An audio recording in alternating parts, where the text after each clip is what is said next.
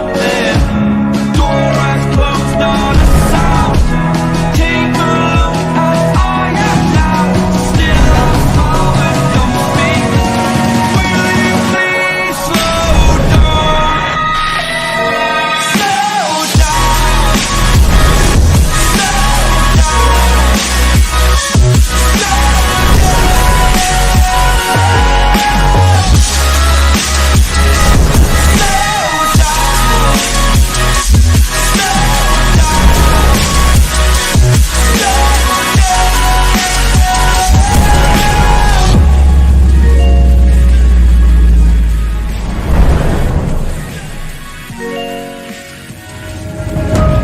Candlelight has gone out. Some will win and some will lose. Nothing much else to say. Thought I was searching for something. Door has closed, not a sound. Take a look as I am now. Still I smile and don't speak. Will you please slow down? Slow down.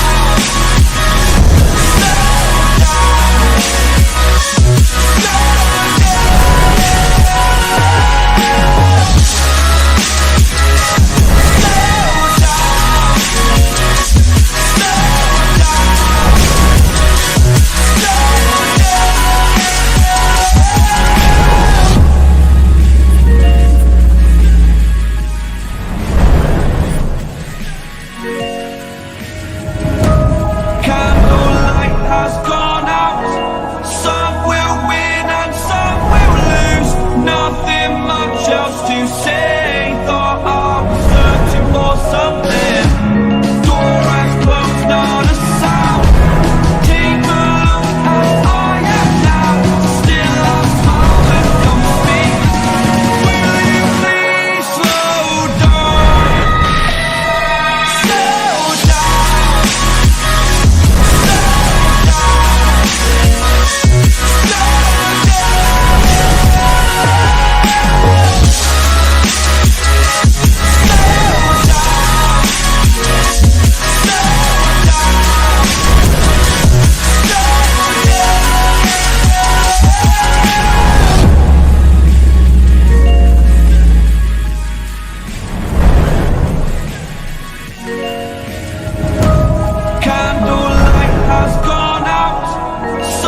will win and some will lose.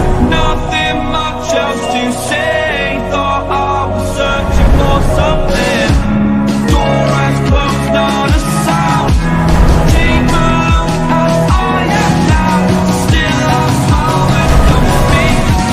Will you please slow down? Slow down.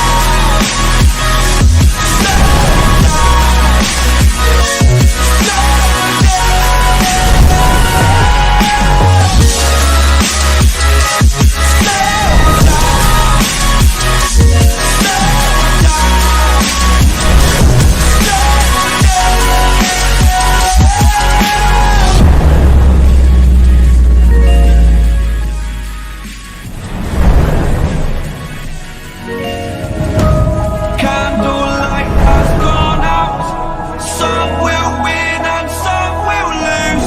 Nothing much else to say. Thought I was searching for something. Door has closed, not a sound. Take a look as I am now. Still I smile and don't speak. Will you please slow down? Slow down. Slow down.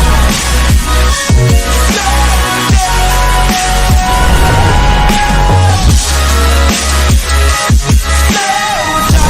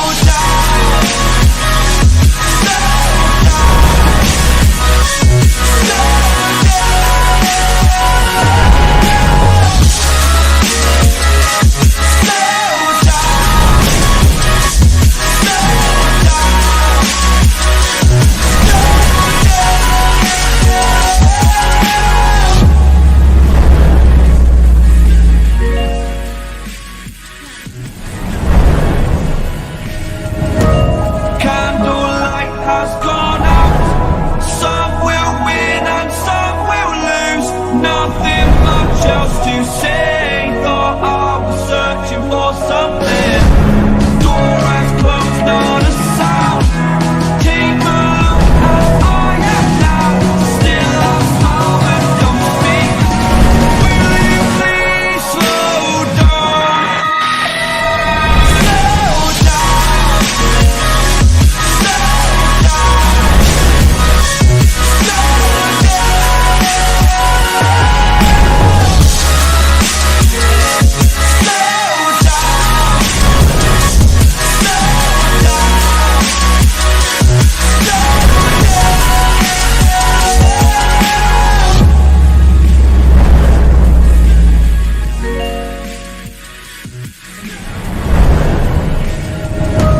Candlelight has gone out.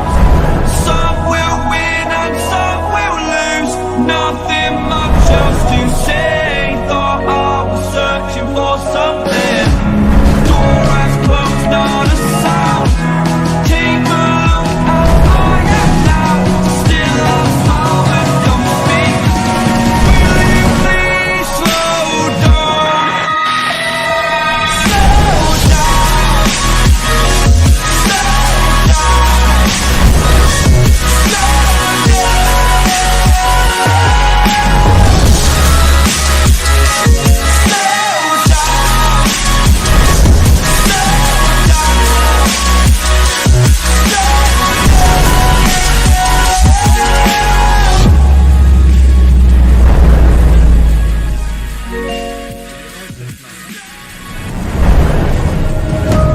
Candlelight has gone out. Some will win and some will lose. Nothing much else to say. Thought I was searching for something. Door has closed, not a sound. Take a look how I am now. Still I smile but don't speak. Will you please slow down? Slow down. Slow down.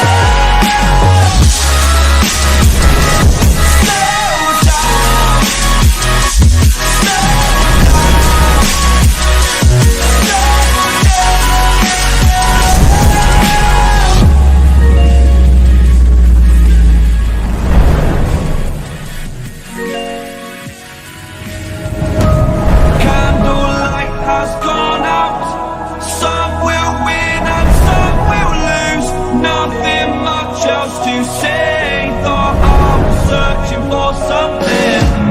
Door has closed, not a sound. Take a look how I am now. Still I smile and don't speak. Will you please slow down? Slow down. Slow down.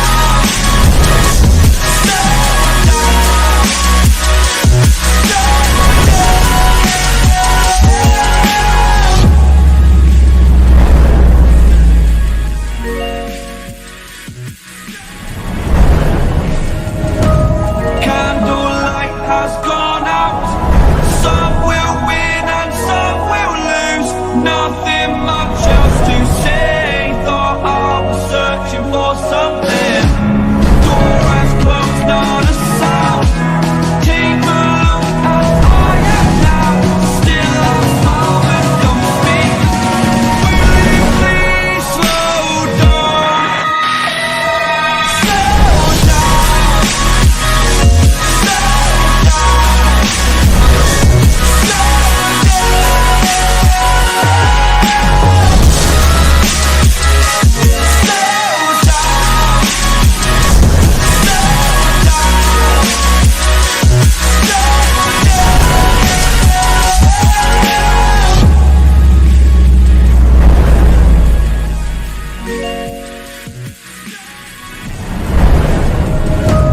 Candlelight has gone out. Some will win and some will lose. Nothing much else to say. Thought I was searching for something. Door has closed, not a sound. Take a look at I am now. Still a moment, don't speak. Will you please slow down? Slow down.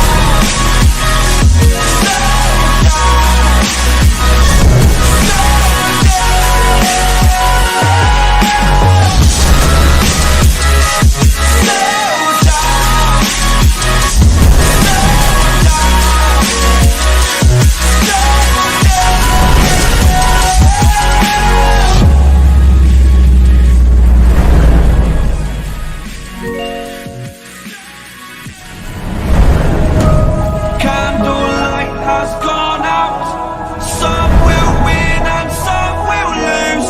Nothing much else to say. Thought I was searching for something. Door has closed, not a sound. Take a look at I am now. Still a moment, don't speak. Will you please slow down? Slow down.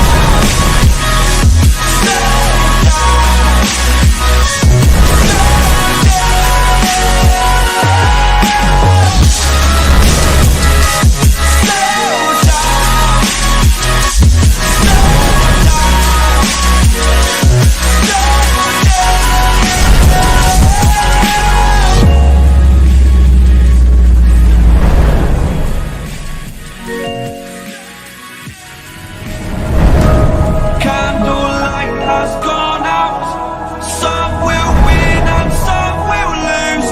Nothing much else to say. Thought I was searching for something. Door has closed, not a sound.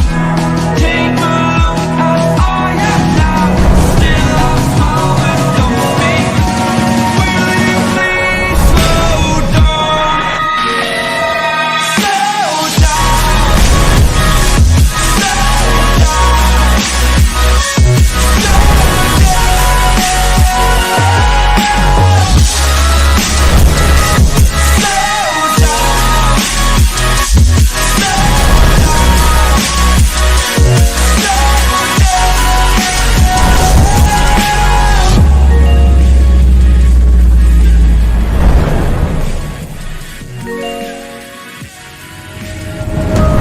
Candlelight has gone out. Some will win and some will lose. Nothing much else to say. Thought I was searching for something.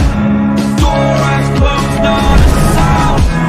Take a look at I am now. Still a moment, don't speak. Will you please slow down? Slow down.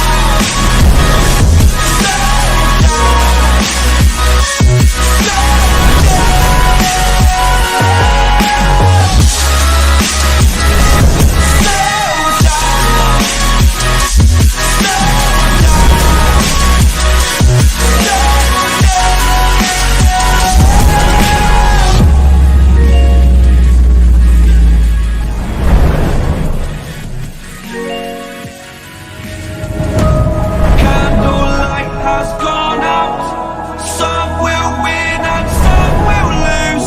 Nothing much else to say. Thought I was searching for something. Door has closed, not a sound.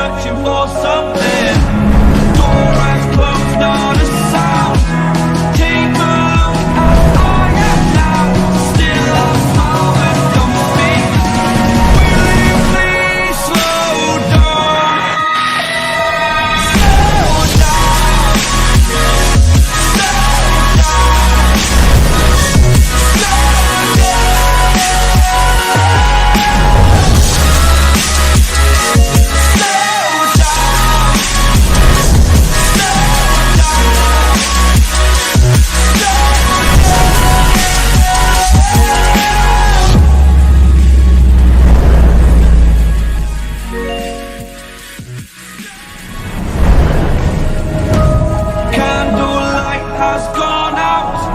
Some will win and some will lose. Nothing much else to say. Thought I was searching for something. Door has closed, not a sound. Take a look at I am now. Still I smile but don't speak. Will you please slow down? Slow down.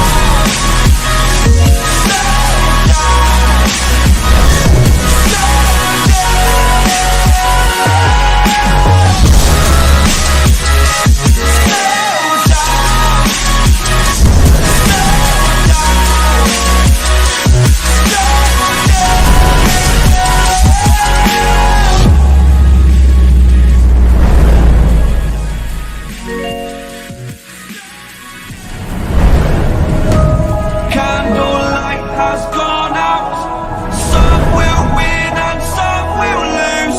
Nothing much else to say. Thought I was searching for something. Door has closed, not a sound. Take a look at I am now. Still I smile but don't speak. Will you please slow down? Slow down.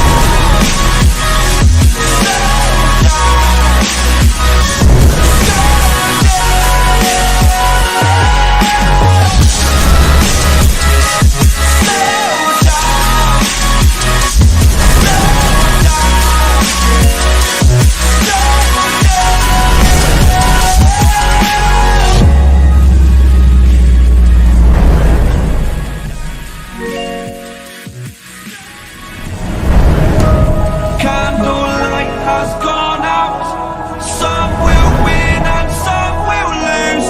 Nothing much else to say. Thought I was searching for something. Door has closed, not a sound. Take a look at I am now. Still I smile but don't speak. Will you please slow down? Slow down.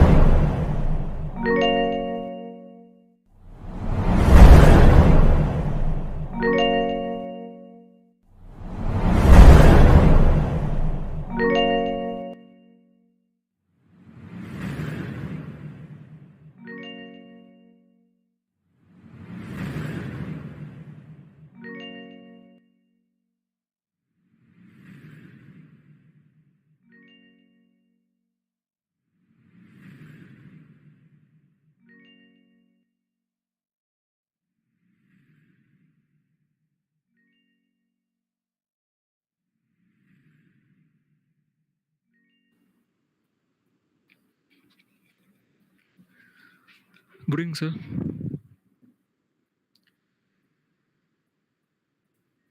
Hi. Hello, Sibyaj? sir. Yes, sir. Sibyaj? Yeah. Hi. Good evening, sir. Sir, shall we start? Yeah, I'm ready. Okay, sir. Do you, while you do the, while you go Hello, through sir. the agenda and all that, do you want Yes, sir. my camera on? Hi. Good evening, sir. Like, Sure, do you sir. want it like this, or Yeah, I'm ready. do I turn it off? Okay, sir. Do you, while you do the, while you go Sir, you can on your camera, sir. It will remain the same. Okay. Do you want it like this, or do I turn it off? Do you, while you do the, Sir, you can on your camera, sir. It will remain the same. okay. Do you want it like this? Every morning is a surprise, and every sunrise is a challenge, and each day is a gift. We can come across people in the history. All those successful people had a failure in their book history.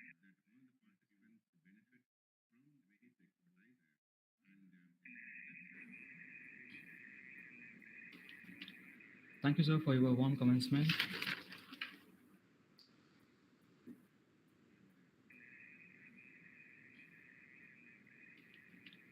Thank you, sir, for your warm commencement.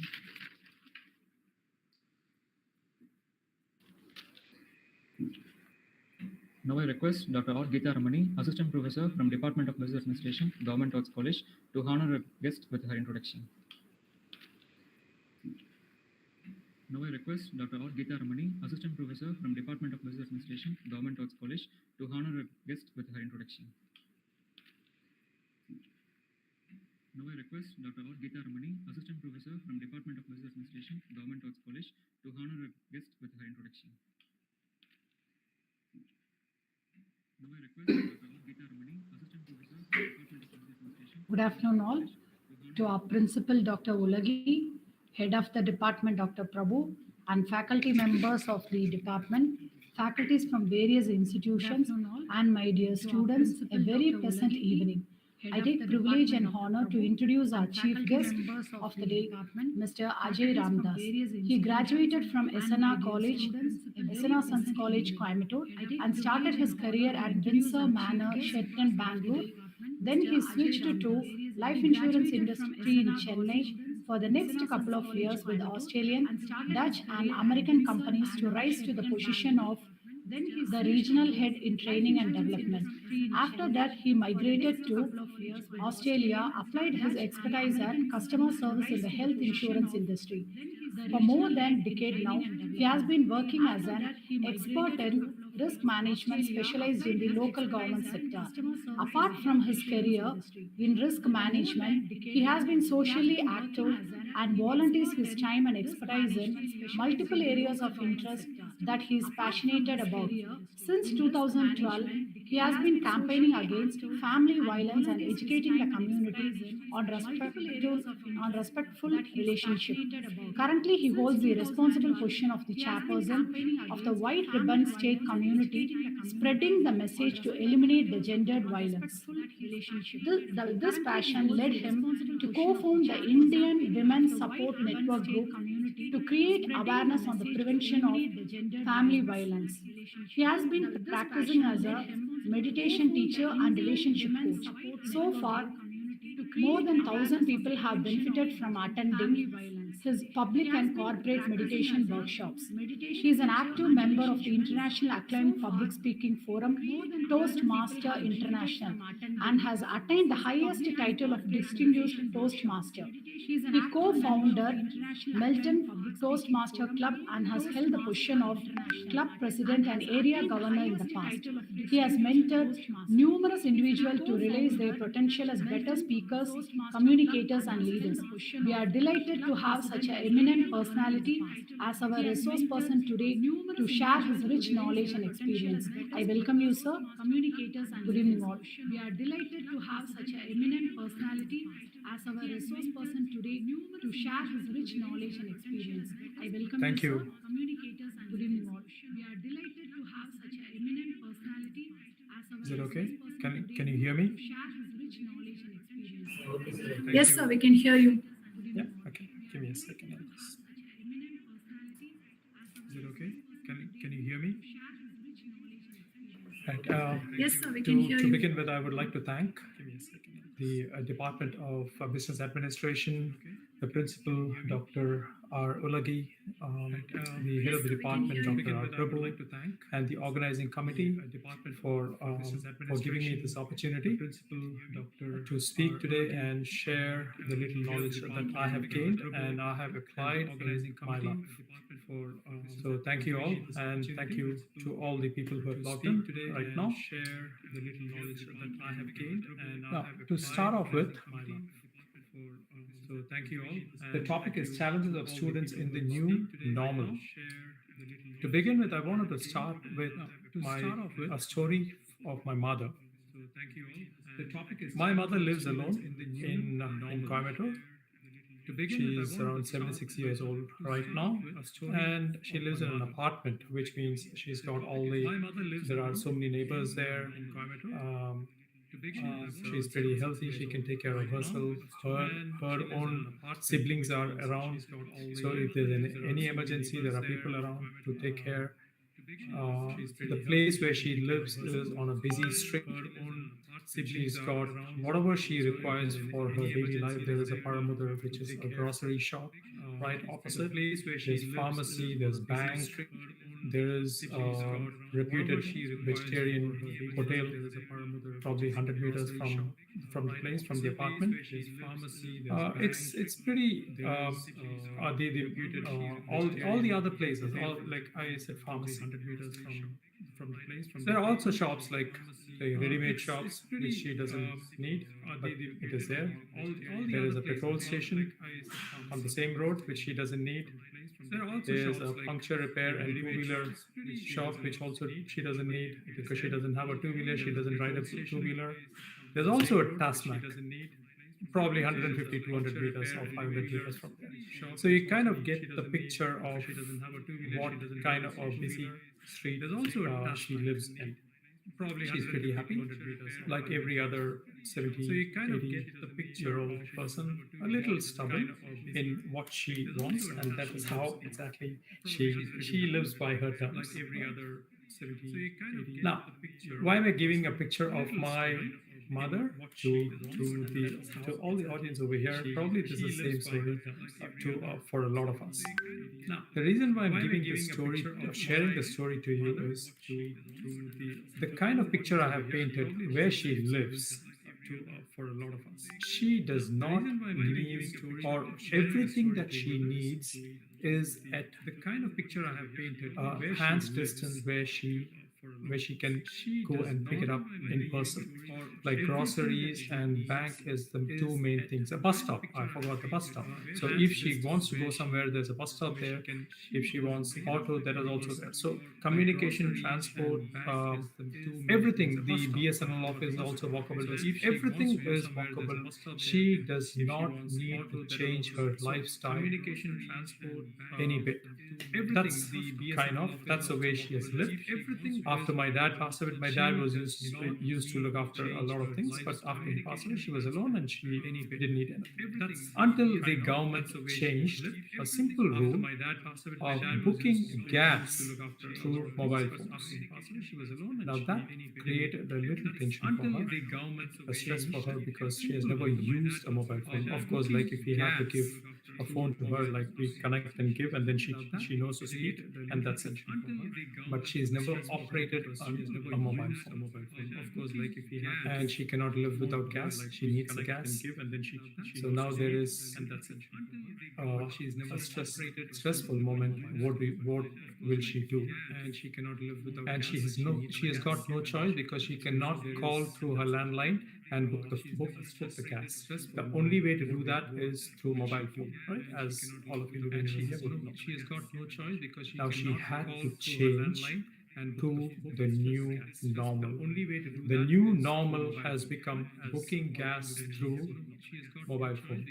So there was no other way for her but to adapt to the new situation. The new normal has become. So again, she was pretty adamant that she wouldn't want a smartphone. I said that's fine as long as you know how to operate, and it's easier to operate the old Nokia phone. That's what she has. She's happy with that. She gets the OTP. She gets whatever is required to. So she has learned just enough to do her gas booking and to read some text messages and to make calls. If she wants urgently, she can make calls depending on the. That is all she has learned. She has adapted just to the limit where she needs to adjust herself to the new normal. Now, when we talk about new normal, now in the current scenario, we generally tend to relate it to COVID. The new normal has become something related with COVID in the current scenario because COVID has changed the way all of us work around the world right now. The new normal has become something. And my point is, this happened in my mother's case. This happened before COVID. All of us work around the world. 25 years ago, when mobile was launched, it was something new, something very, very expensive. Only the rich and the famous had that. Only people who could afford it had it. But 25 years down the line, today we have mobile phone. Mobile phone is dirt cheap. This has become the new normal. the phone, the plans, everything is so cheap that anybody and everybody can afford it, and it has become a new normal.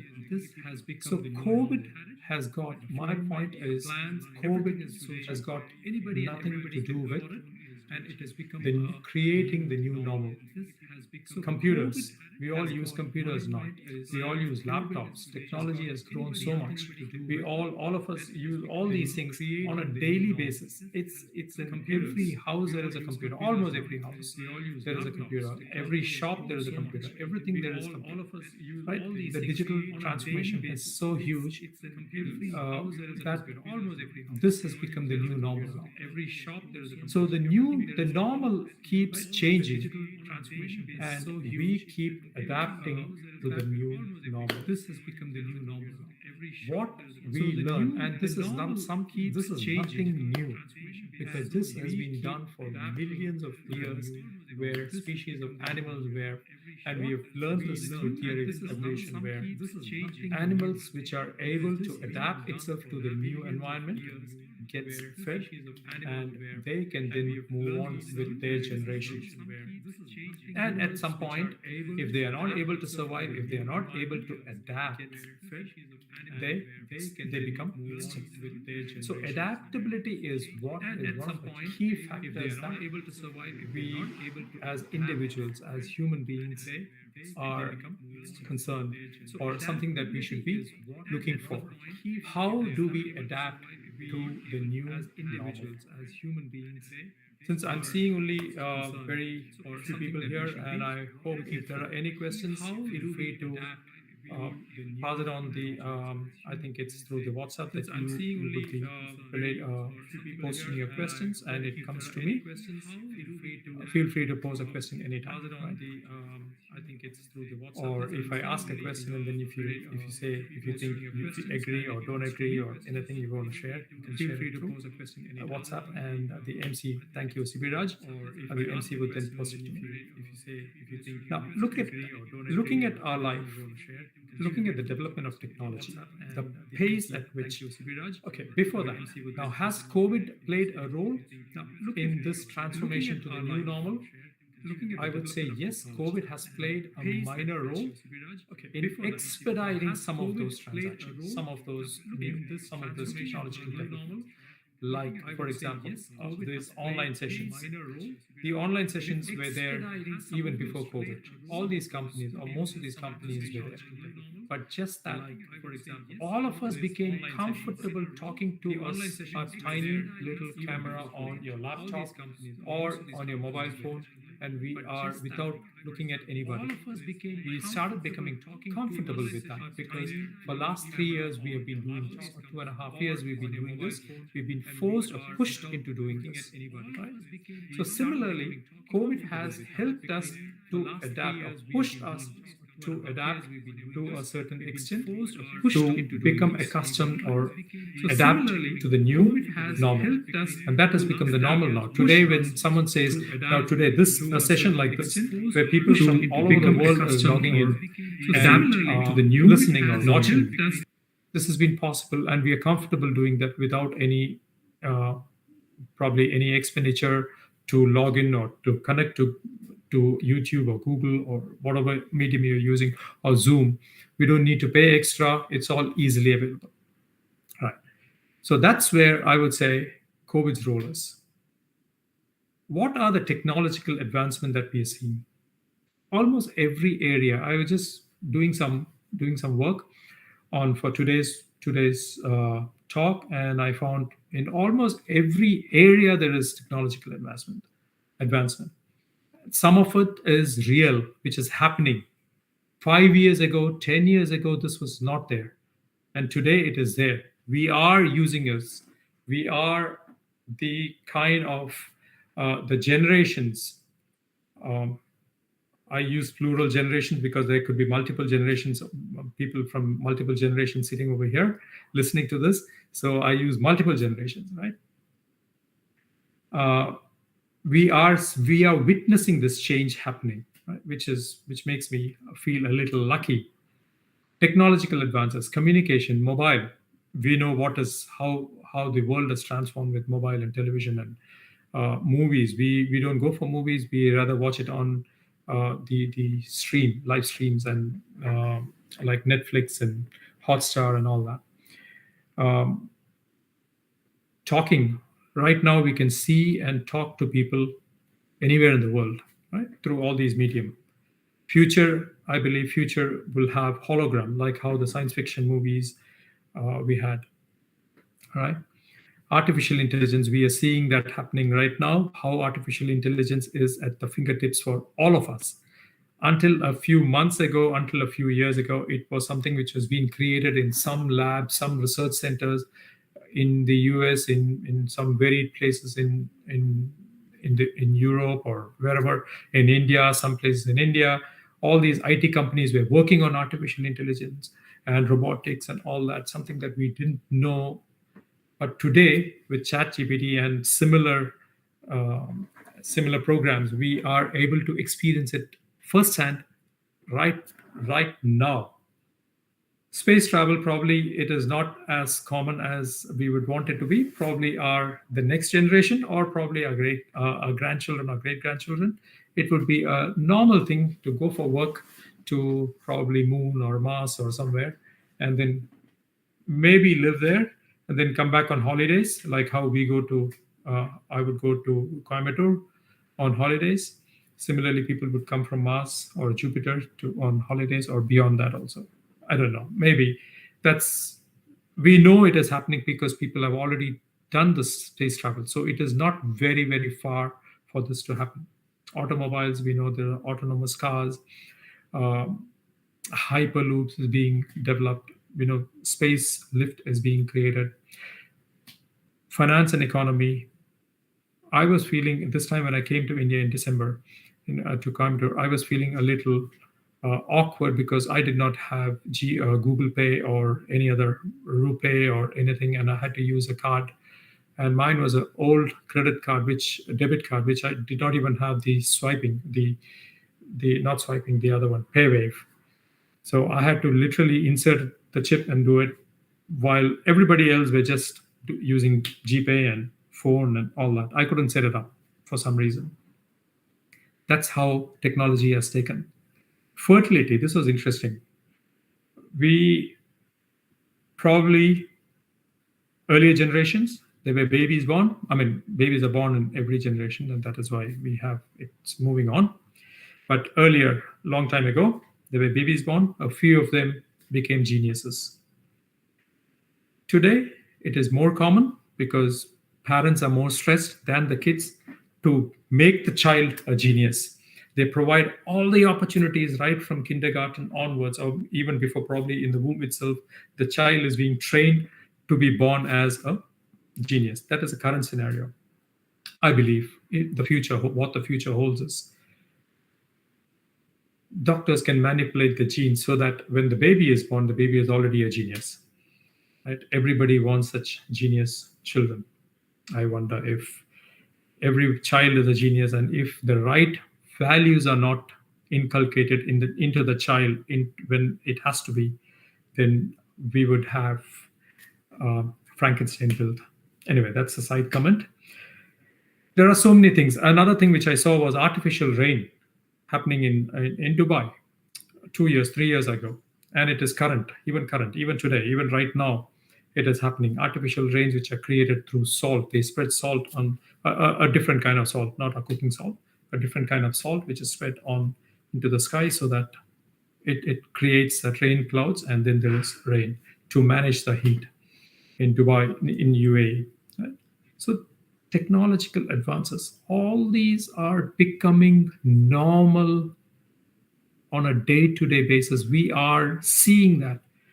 Your own classes, online classes, it moved from a face-to-face class to online class. I feel sorry for most of you, or all of you, because during our time when we were in university and college, probably a situation like this means holiday for 2 months or 3 months or 2 years or 1 year or whatever, and probably we would be moved across to the next year. I don't know what would have happened. We didn't have that situation, but definitely technology was not so advanced when we were in college. So I'm sure there wouldn't have been online colleges.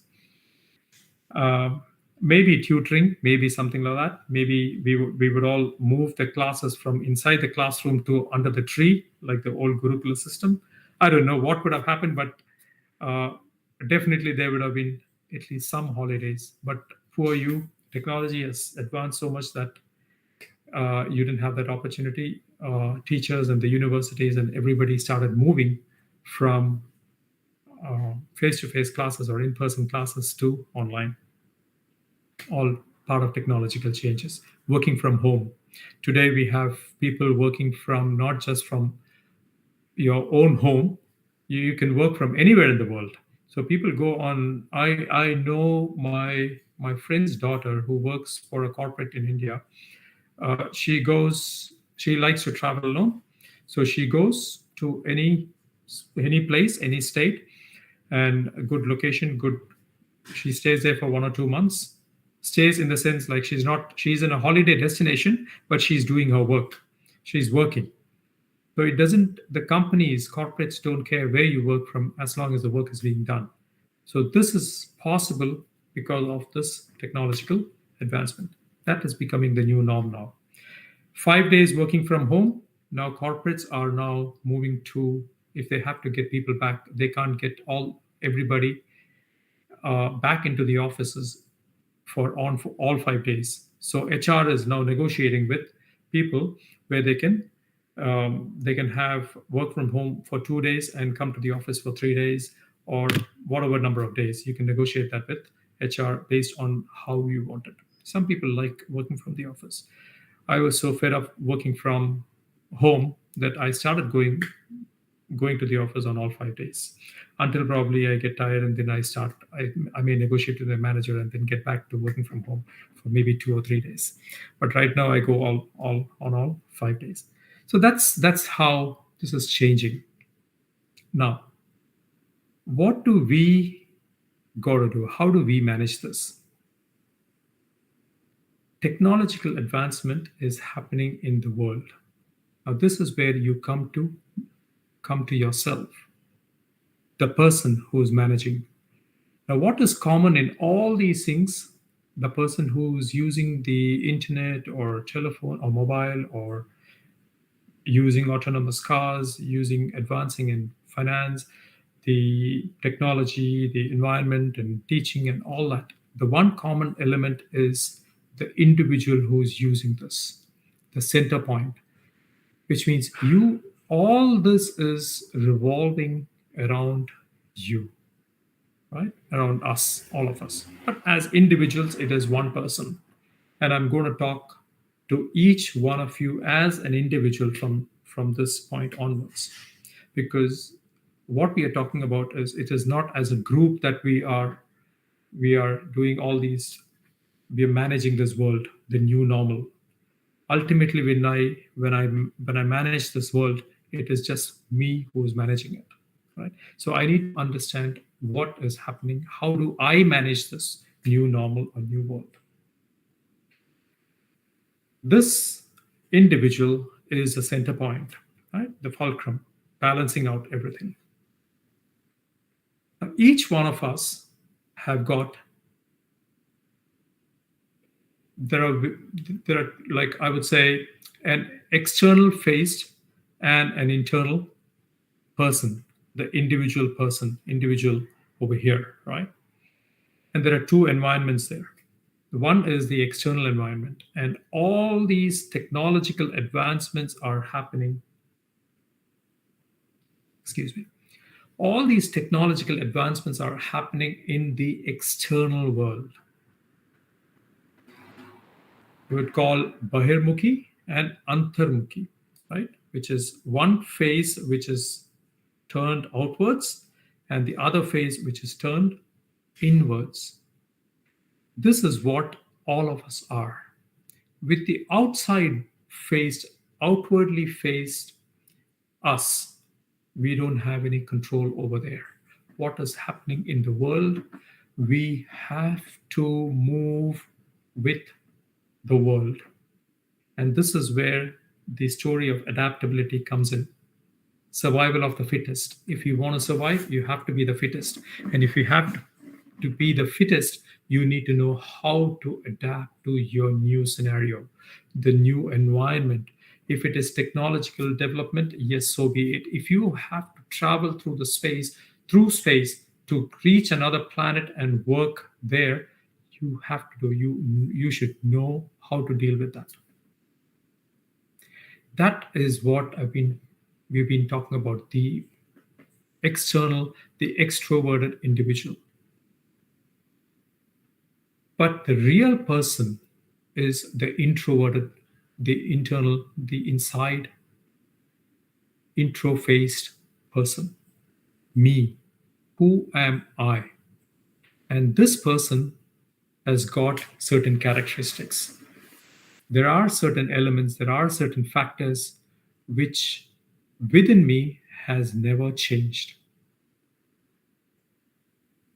When I see a threat, let's say a boss or my boss is there, right? If I see my boss, and if it is a very threatening environment at workplace, let's say, or my boss is pretty threatening, I made a presentation, he or she did not like it, and there is certain heavy air in there. I don't like it. I am in a fight or flight mode. If I have to fight, I would fight. Fight with my boss, fight with the management to get what I want. Or if I am in a flight mode, then probably I would assess the threat and see that, okay, this is bigger than what I can manage. I can't handle this big threat. So the whole management is against me. They are kind of discriminating against me. So I don't have chances of survival. What I would start doing is look for other opportunities, other vacancies across other companies, and move on. That is a flight mode, which means I would run away from that organization to another organization. So either fight or flight, or I'll just freeze. I just don't know what I do. I just freeze and sit there without taking any action. This response from me is not new. This is not because of the new normal. This was not created because of a COVID uh, environment or COVID scenario, or because all these technological developments happened. This did not happen now. This was there from eons ago, millions of years ago. It was there. It was there. It has always been there. It's the same as the cavemen or the cave people, the hunter gatherers. When they were living in caves and forests, when they saw a bear, they saw the threat there. They didn't have a boss, they didn't have a corporate setup, but for them it was either you get dinner when you see a lion or a bear, either you get the dinner for tonight, or you become the bear, you become the dinner for the bear or for the lion. So it's either fight or flight, even during those times, centuries and centuries ago. I have not changed. It is the same me then, it is the same me now. And the topic of today is what I would like to share is how do we manage this internal me so that no matter how the new normal is, no matter how the world is changing around me, I still remain happy. I still remain peaceful. And that is exactly what each and every one of us want in our life. What we are aiming for, what we are struggling for, what we are day in and day out, we are working for. Every struggle, every work, every effort that we put in is to become happier, happier. We want to be more happy.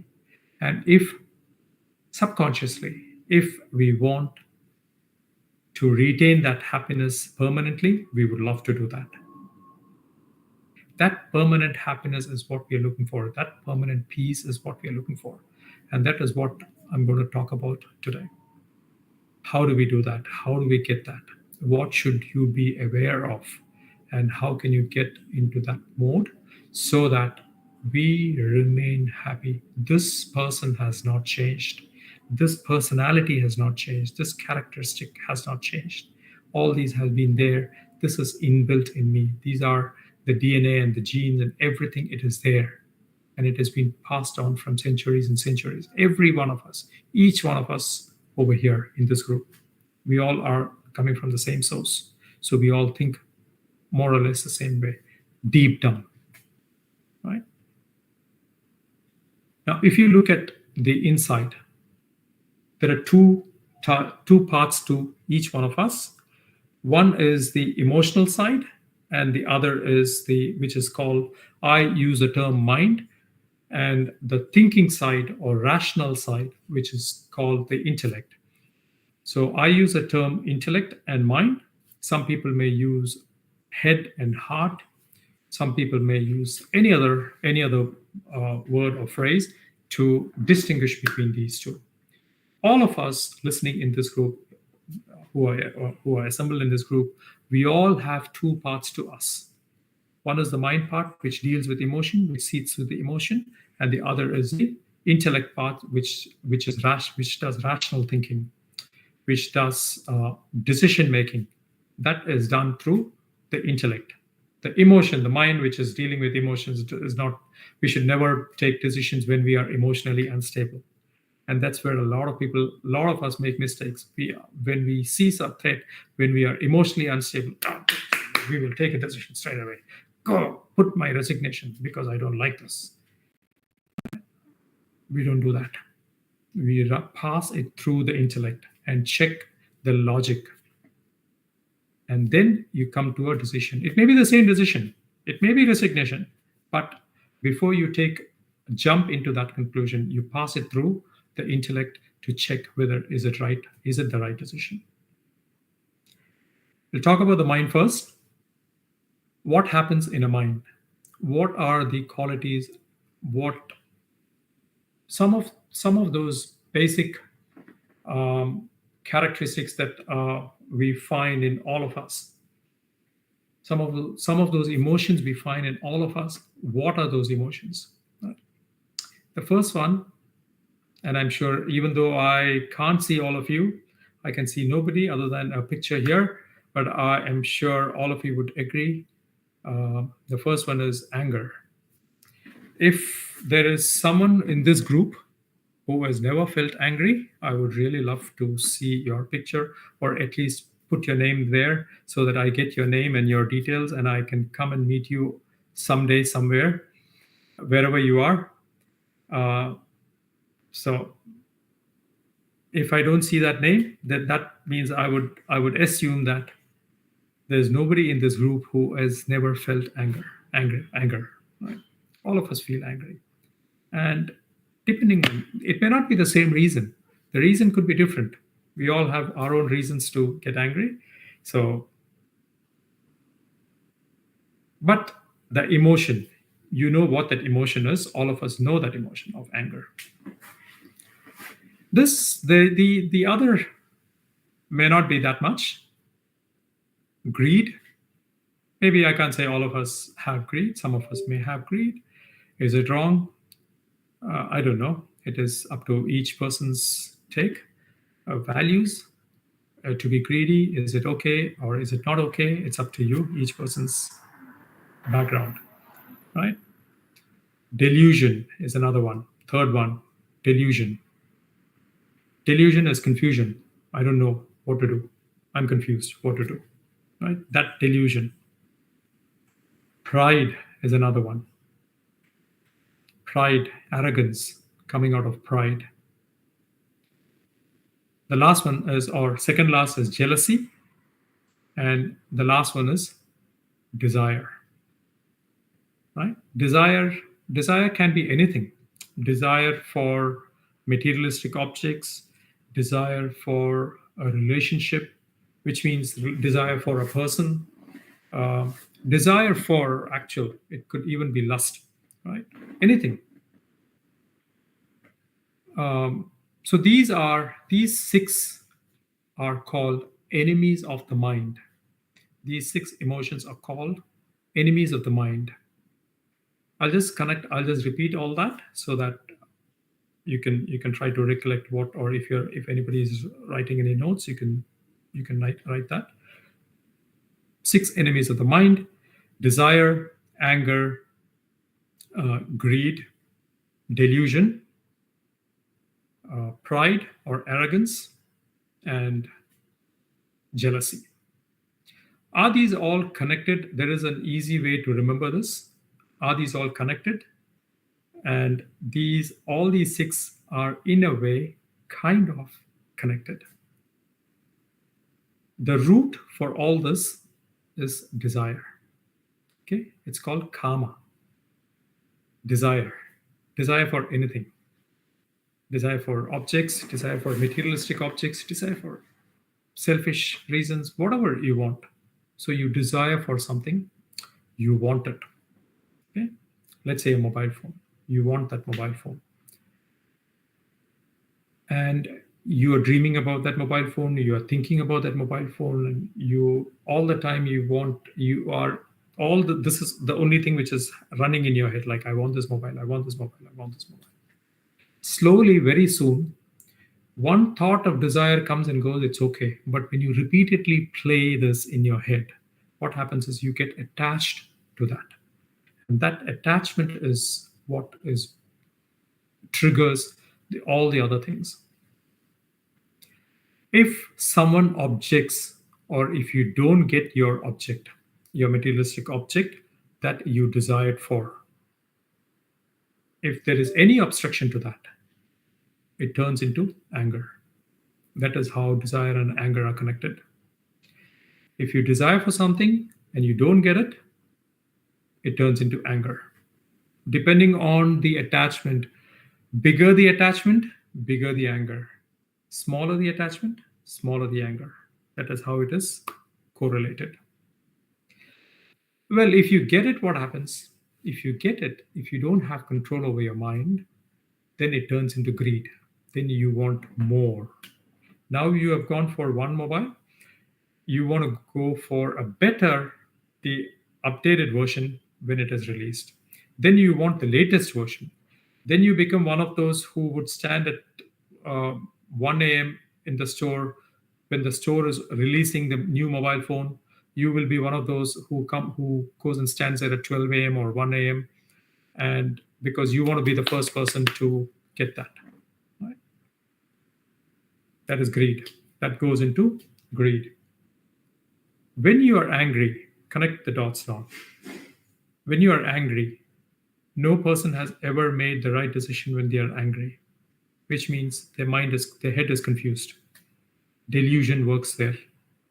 So when you're angry, never take a decision, because from anger comes delusion. That is how desire, anger, and delusion are connected. And when you get the desired object, then you move on to greed. And from greed, very soon you get pride.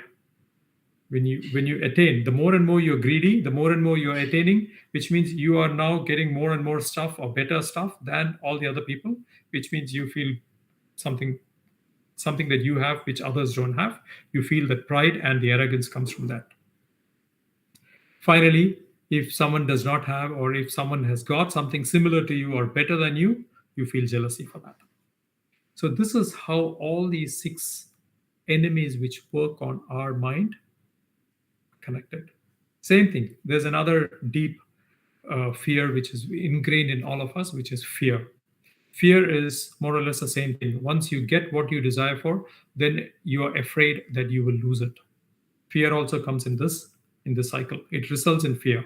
When you attain your object, then you get fear comes in. Right? These things, how do we manage this? And I'm sure most of these things, if not all, most of us sitting over here in this group have experienced at some point in our life. Because I have got class full of teachers or group full of teachers, probably an example is you have a class, and it is your class, which is you are the class teacher for that. You want the best results, you want 100%, all 100% students get 100%. You're desiring for that, or A plus or whatever is the scoring system. You want everybody to get that, and you put all your effort. You are desiring, once you get that, once all your students get, you will get promotion, you will get this, you will get accolades and all that. You are wishful thinking, and therefore you get attached to that group. You work for it, and when students don't get that, you get angry, or if students get it, you want to repeat the same thing in the next year. And when you are angry, you are confused, you don't know what you're doing. When you are when you get what the desired results, you want more of it, which is greed, and then you feel proud of yourself that only you were able to achieve this kind of a result and nobody else, which means everybody else is a lesser citizen in that place. Right? These are all, so you can apply this in any situation, and you will find the same thing. Working on these things is what makes us adaptable, or improve ourselves to be adaptable to any situation which changes in the external world. No matter how the external world changes, I don't change, because I become aware. The secret is to become aware of all these things. The things which are happening in my head. When I feel angry, when anger rises, I become aware of it. When jealousy is rising, jealousy is a very deep thing. Jealousy comes like that in a flash.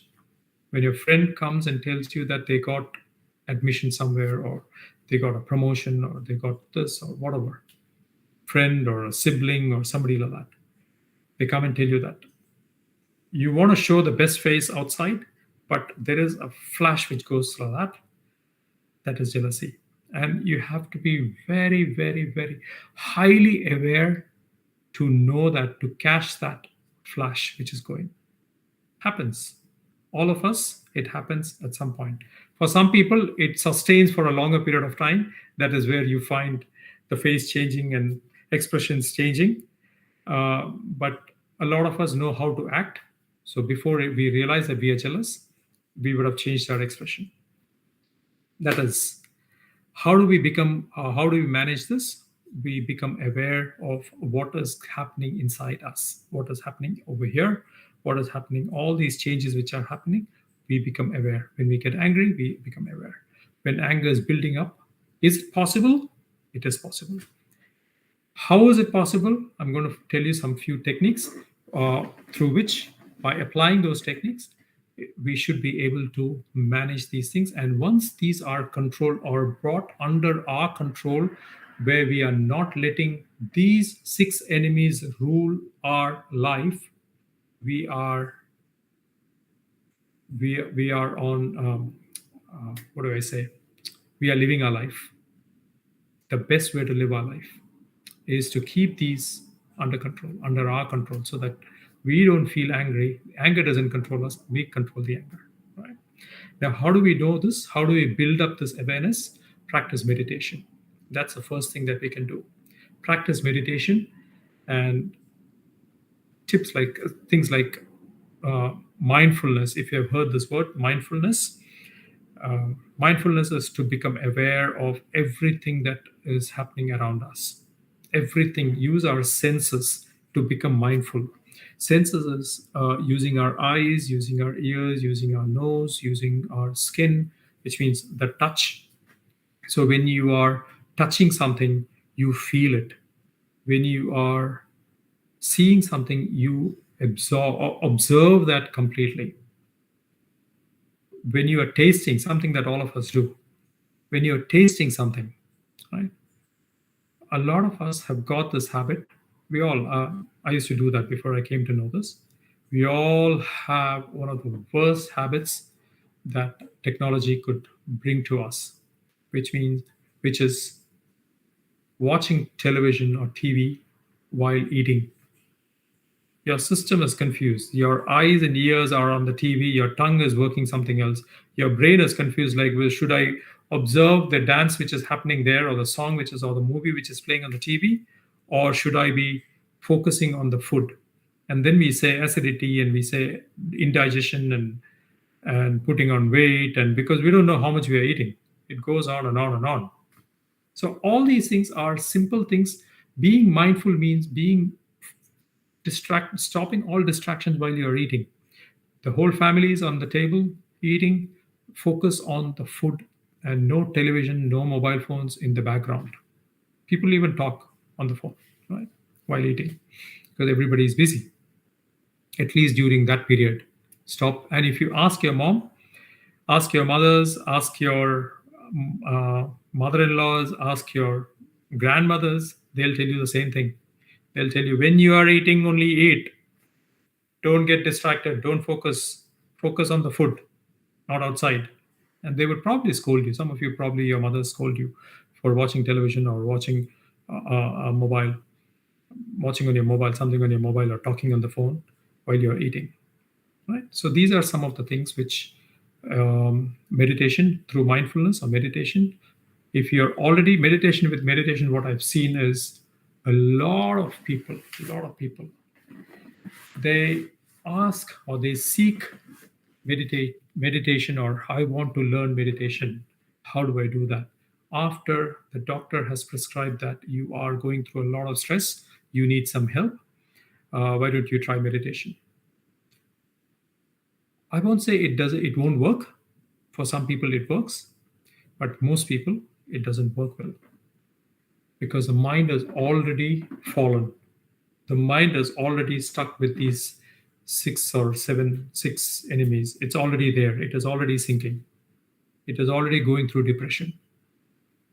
It is very difficult to bring it to focus.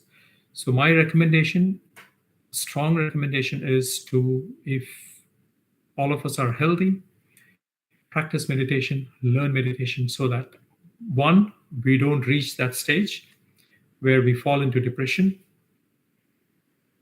Second, even if we go touch the surface of depression or any other mental health issues, we can recognize that quickly and come out of it as soon as possible, because we are aware of what is happening within us. So recommendation is to practice mindfulness, practice meditation. A little small statistics I was going through. Depression, talking about depression. Depression is around 5% of the population in the world is going through depression. Has the latest 5% of the population, that is, which is around 280 million, right? Around 280 million world over, 56 million in India. The latest, I think the statistics was around 2021, which is around 56 million people going through depression or gone through depression. Right? It is caused through social, psychological, or biological factors, various reasons. The extreme cases of depression happens in 3 levels: mild, medium, and severe. And extreme cases, severe cases, it can lead to suicide. And India is not very far for suicide. Last year, around, it was 164,000, 2021. 164,000 people, which is around 450 people died. Death happened because of suicide, right? 450 per day, every day. That was a rise of 7.2%. And before that, it was 156,000. 156,000. That is India date, India's statistics, right? So which is huge. Corona or COVID, the lockdown, contributed partly to that. And why did that happen? A lot of people, I believe, statistics says a lot of people, jobs and insecurities and all that. But all that is happening. Where is all that happening? Over here. They instead of fighting, they use the flight mode. They opted for the flight away from this life itself. Which means let's hope that we don't get there, or our dear and near ones, or our friends and family, and nobody gets to that level. It always stays we are able to manage and control it in a very strong, limited level. And for that, we need to understand how our mind works. What is it throwing at us? Get a control over it. Right? That is how we manage ourselves. The other two or three are very, very common. Due to lack of time, I'll just skip over that or really go through it very quickly. Exercise, all of us know. We all know exercise is important, and only some of us are lucky enough to love doing exercises, right? We don't have to go to the gym every now and then, every day. There are certain specifications which are provided, 150 or to 300 minutes, which is around 2.5 hours, 2.5 hours to 5 hours a week. Light exercises, whatever you want to do, physical activity, like say working at home, working in the backyard, doing our household work, walking, swimming, dancing, all these are some kind of physical activity. And then some 1 hour or 2 hours or 2.5 hours of whatever is your limit of strength training. And if you're looking at flexibility, look at probably yoga. So you can do some aerobics for cardio, strength training, and yoga for flexibility. So these are all some of the exercises. Build it into because you want to keep your body fit, body strong, right? So for that, you do exercise. A strong body holds a strong mind. Both are interconnected. When the mind is weak, it shows in the body. When the body is weak, it shows in the mind. Sleep. For adults, it is recommended that we have 7 to 9 hours of sleep. Some of us may be sleeping more. I know there are students also in this group, so probably you've got an advantage. You would go more towards the 9 hours, and probably the adults would go more towards the 7 hours. I leave it to you how you want to do it. Same thing with diet. Now, these three are exercise, sleep, and diet are more for the body. You have nutritional diets like, say, fruits and vegetables, and you know what you're supposed to eat and not supposed to eat. Too much of sugar, too much of salt, everything too much will lead to the same hospital, right? So we don't want to all the same doctor. So we don't want to do that. That is another one. The next one, what we can do is to refresh, to give a different perspective to everything that we do. Set discipline in our daily life. What time do we want to wake up? What time do we want to sleep? What time? Now, when I say what time we are doing, what time are we having food? And so don't be so rigid, but give a fair limit of discipline to your activities, to your everyday life, and not to get distracted with so many things. And also looking at your own life in a different perspective every time, and don't get bogged down by just your view. Look at everything from a different view, a different perspective. If someone is telling you something and if you don't like it, for a moment, step into that other person's shoes and see how that, from their perspective, does it make sense or not. I'm almost done. I may take another 5 minutes. Siviraj. Look at your life as a chapter of a book.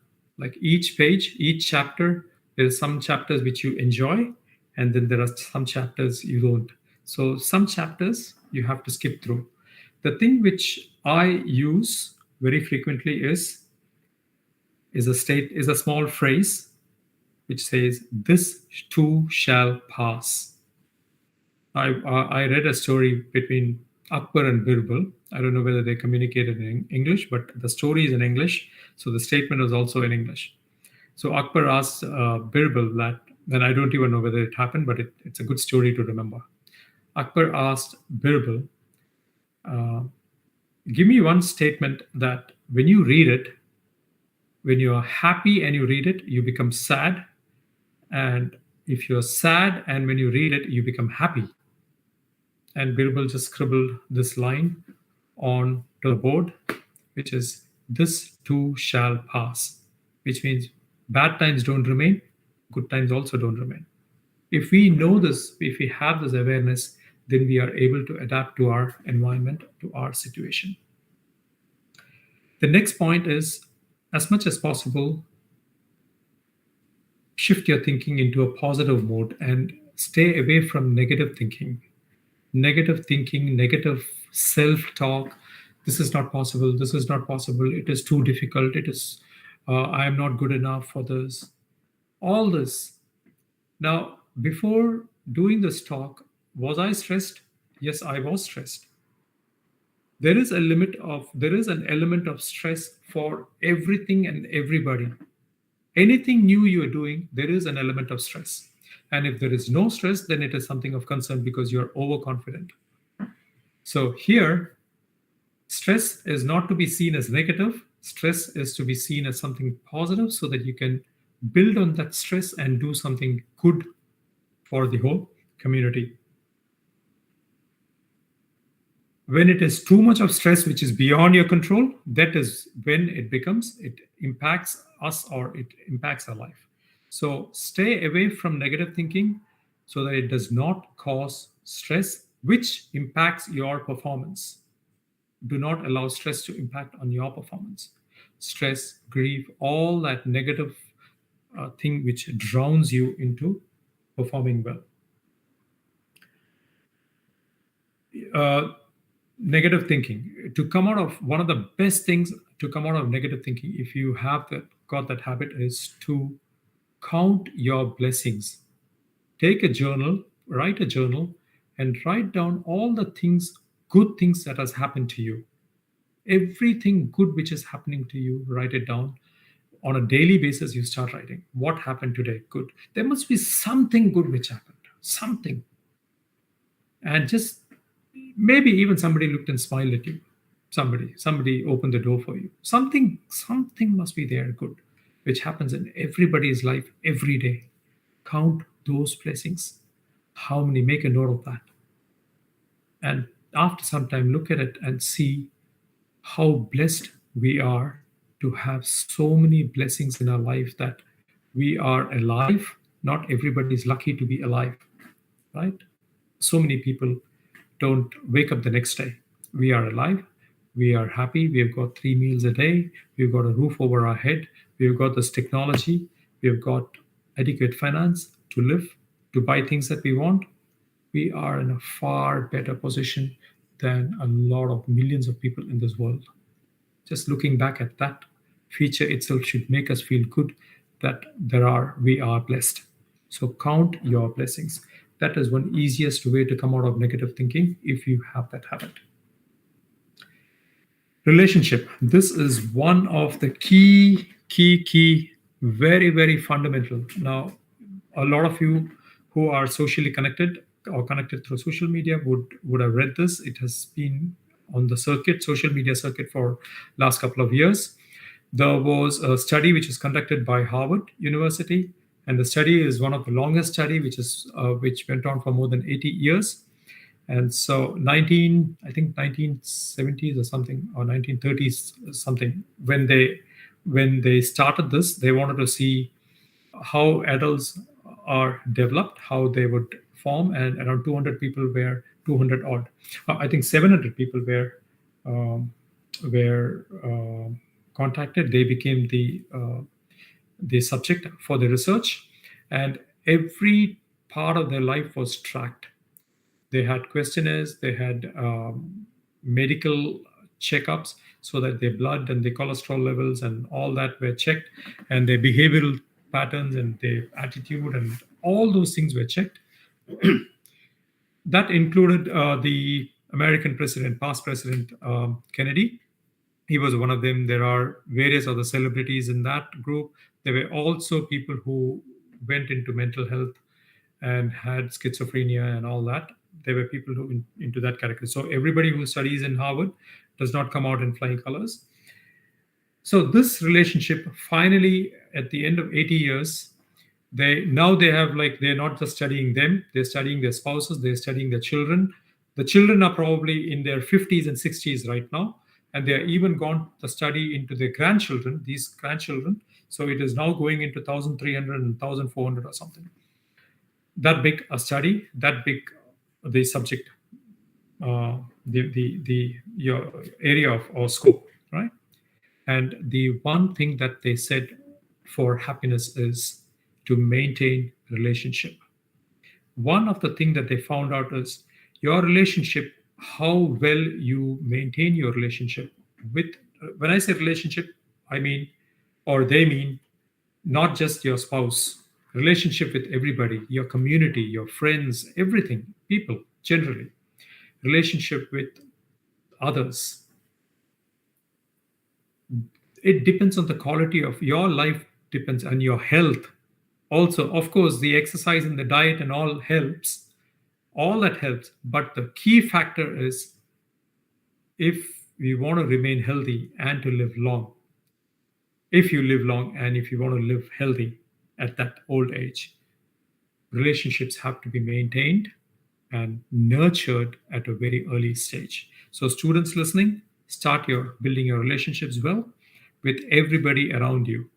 Do gentle work. I mean, be kind to people, be nice to people, be helpful to people, right? And this is coming from Harvard. This is coming from a study which is conducted over 80 years. So that was one of the key factors. That also leads to the next topic, which is volunteering. Do seva, do work, volunteer for people, volunteer for organizations, do some volunteering. Volunteering means selfless work. Selfless. Not volunteering for photographs or to publish in paper. I have a friend like who anything and everything, any small thing, it would be published, and everybody says, "Oh, well done, well done." All right. Now, when volunteering work is being done, it should be selfless. It should not be to fish compliments. Of course, you could. Some people need that for either for some other benefit, or they feel good about it. But the actual sense of volunteering should come from selfless attitude, selfless work for others, for the benefit of others. Selfless means when I do something, when I teach something to somebody, right? People who are listening to me benefit. At the same time, I also benefit. It should, and selfish means when I'm doing something, it is only for my benefit. I only look after or care for only how am I benefiting out of that. I don't care about others. That is selfish. And selfless means I'm doing something for others. Maybe only others are benefiting. I don't get any benefit out of that. Or others are benefiting. I am also benefiting out of that. And it doesn't have to be a community. It can even be your own house, your family of 3, family of 4, family of 6. Somebody wants to watch a show, you want to watch another show, let it go. Let them watch. Selfless, go, take. Somebody wants to eat something, you are cooking that day. Somebody wants, even though you planned to cook something, but the kids are asking for something different, something. So for their sake, you are selflessly willing to give off that, your desire, for the desire of others. These are some few things. Another point is learn something new every time, especially in this COVID lockdown period. I know a lot of people who have started cooking, people who have never knew where the kitchen was in their house. They've started cooking, and some of them even enjoyed. And probably I would say I'm one of them. I started enjoying cooking, even though I studied hotel management, but cooking was not something that I really loved, right? But now after so many years, I've gone into and so learn something new, something different, learn a language, learn a musical instrument, learn sewing, learn gardening, do gardening, something which is different. That keeps your mind a little more active, alert, because now the brain is all set for, okay, how do I do this? People who have never driven, who are scared of driving, learn driving, two-wheeler or four-wheeler or whatever you want to learn, do that. Start, make an initiative to learn something new, so your brain is now active with that. And lastly, I just want to touch upon one more point, and that's it. I would be ending the topic, the talk. This is only for people it is who is applicable. For people who are it is not applicable, it doesn't. The topic is religion. So that's why I said people who believe, who have got faith in God and religion, follow religious practices. For them, hold on to religion. For others, it doesn't apply to you. So you don't have to put the comments there. I don't follow. It's not for you. If you don't follow, it's not for you. Right? For those who follow a faith, any faith for that matter, hold on to that. It is like the comparison which all of you can understand is when we have a problem at work and we go home and tell our mother that I have a problem at work. Now, my mother may not have studied, may not have worked in an organization, may not know how things work in a corporate environment. But the solace and she gives, the advice she gives the comfort that she gives makes me feel a little more comfortable. I don't feel that stress so much as I was in the office. The anger is reduced. I feel a lot more better. Religion is something like that.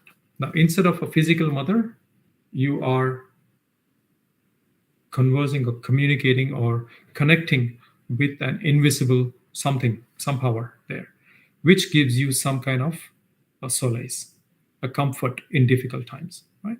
So people who are following, hold on to that. That really, really, really helps in understanding ourselves as well as managing ourselves. Right. So with that, I would like to end the talk. I just want to share a small presentation and not a presentation, a picture, which probably makes sense. I will leave that on for a few seconds.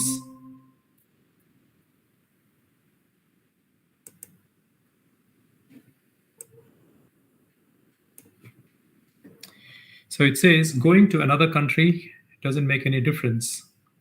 And you can replace that line with going to another country or moving to another time period, like last year to this year, or lockdown period to new normal period.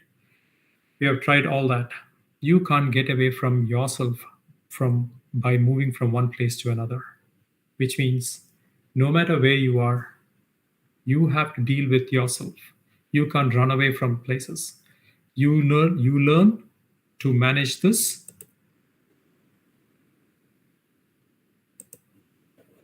You learn to manage this, and you will be able to adapt yourself to any normal which comes by your way. Right? Thank you again for the opportunity for all of you. Sibiraj, if there are any questions or I've taken so much of time. Thank you. Sorry about that. I think you're on mute, Sibiraj.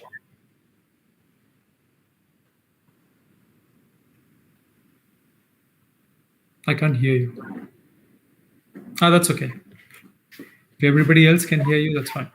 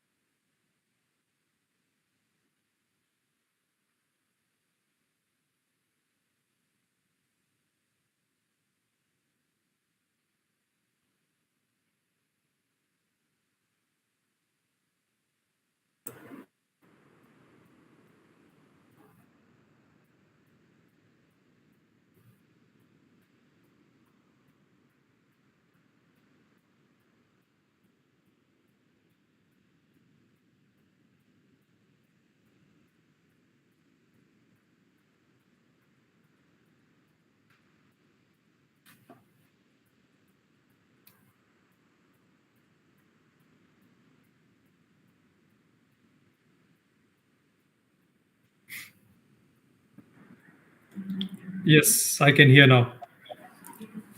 Okay, sir. Is it done? Is it still being is the streaming on? So Yes, sir. 2 minutes, few minutes, sir. yeah. Thank you, ma'am, for your words of thanks. I request all the participants to fill the feedback form. And with this, we came to an end of the session. Meet you all tomorrow. Thank you all. And thank you so much, sir, for connecting with us. And thank you so much, sir. Thank you. My pleasure.